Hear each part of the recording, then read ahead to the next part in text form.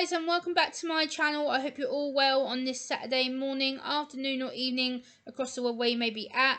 And today I just checked my emails a little while ago, and a newsletter from my local member of parliament for my hometown entered my inbox, and his name is Tom Hunt. He's the Conservative current MP for Ipswich, and a lot of the newsletter was about special educational needs and disability, aka SEND, as it's known in the curriculum and government agenda and in the public. And it said the title was SEND funding in Suffolk. And to me, that's very important to talk about. And what he mentioned in it was quite hard to read and a bit outrageous. So I want to go through what he actually said. I've got my little script here, so you can see I've actually written notes about what I want to talk about today. I hope everyone's having a good weekend. So let's get into it. This newsletter said that SEND funding, why are we still being compared to London, Norfolk and Essex? That's the first point he raised. I agree with him in that aspect, because why is Suffolk still being compared for special educational needs and disabilities with the national London, Norfolk and Essex? We're nothing to do with them.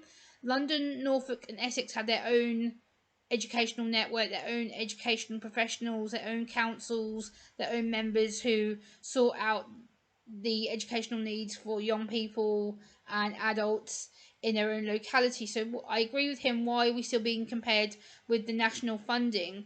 Then he goes on to say the national funding formula does not work well for Suffolk at all. Let's be real, it doesn't work for Suffolk at all, because the national formula funding is not for Suffolk, it's for Norfolk, London, Essex, because they are the regional big hotspots that people seem to want to give funding to, rather than our little county of Suffolk that could do with a lot more funding for special educational needs and disabilities. There's a lot of people like myself who have autism and anxiety disorder and other special educational needs like dyscalculia, dyspraxia, dyslexia, who are not getting the adequate support that they need to survive and to thrive within the education realm.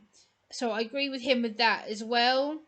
And then he goes on to say, we've had 2 new first-class special schools locally, again, which I can't critique him on because we have.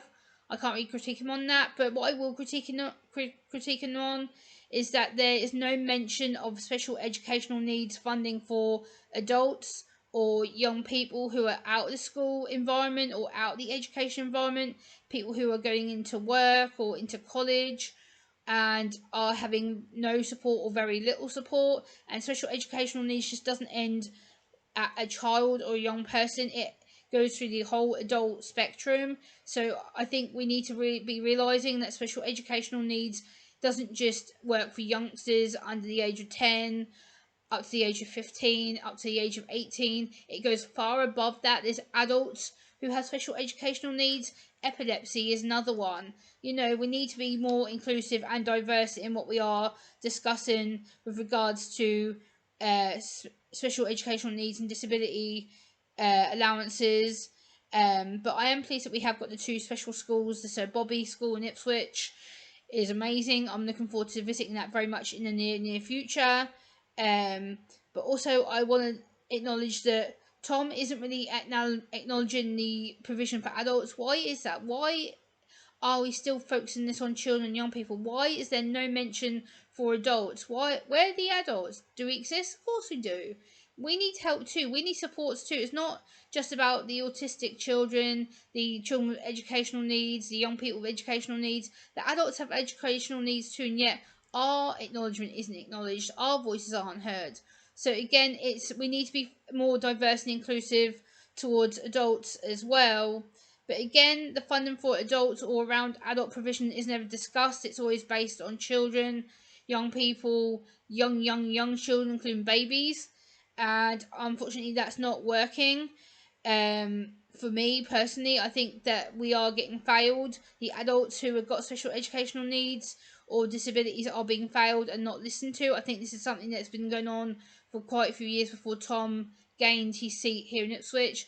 I think it's been going on for decades upon decades, and I think unless someone like me speaks up, there's going to be no change. It's just going to be stuck routinely on children and young people, which I think is not good enough, and it's going to start causing problems long term down the line for other adults who may be newly diagnosed, or for young people who are finding their feet in their diagnosis and they're wondering where they can go with regards to education or disabilities acknowledgement within the local community. So again, we need to be a bit more open-minded about that. Also, where is the support for people with special educational needs and disabilities? Where is the provisions? From what I've read and what I've seen, there is very, very little acknowledgement or needs given to people with disabilities. We're having to fight the system, which unfortunately the system is broken, and it's going to get a lot worse before it gets better. And unfortunately, special educational needs and disabilities are often pushed to the back of the queue. It's not something that I really think is taken seriously and should be, and this is why I'm raising it today as the video, because I've had enough of people like myself and others struggling, having to fight bureaucracy, red tape. It seems to be constant pushback, pushback, pushback when we're trying to get help for young people, adults, especially within the special educational needs and disability communities. I think this is something that needs to be challenged and acknowledged. And I think Tom is doing a great job in that aspect. I think he is really listening to us when it comes to what Suffolk fails to do for disability and what Suffolk can do better and what we should be doing better for children, young people, adults, social care.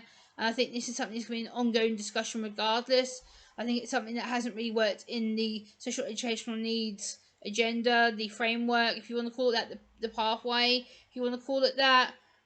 Also, I want better SEND services and support for people who are newly diagnosed. So again, there's somewhere for them to go to get access to support, especially for parents, carers as well. I think this is something that has been touched on upon many times. It doesn't seem to happen. And I think the problem is with that now, we are going to start seeing a lot more problems with regards to young people and adults getting failed within the system and parents and carers being failed. And I think this is just going around a constant loop. We seem to go from one positive move to then going backwards, and then one positive move and going backwards. So again, we need to be getting our politicians more involved and more involved talking to people with special educational needs and disabilities. We need to be more inclusive. We need to give more time to process the information and what's happening, because let's face it, we aren't. People with special educational needs and disabilities are often seen as a number. We're seen as a number to get through the system and out the door the other side, and that doesn't work. That's not right, and unfortunately that's not going to help anyone else who's upcoming in the system. And I am so passionate about this subject, you can't tell. I'm absolutely passionate about this subject, and it's something that I will keep on talking about and spreading about, because I, as an autistic woman, I, as an autistic adult, want my voice heard. I want other people's voices and experiences heard. And I think that we are coming a long way. We have come a long way in such a short frame of time. But at the same point, special educational needs and disabilities needs to be taken more seriously. It needs to be thought about more properly. Young people need to be listened to. Adults need to be listened to. And we need to get that communication with the professionals better on track, as well as schools, as well as counsellors, as well as mental health professionals, all the people that are interconnected within the special educational needs and disability communities, especially within the mental health and professional fields. So I hope you've enjoyed hearing my opinion, and I will see you on the next video, guys. Bye!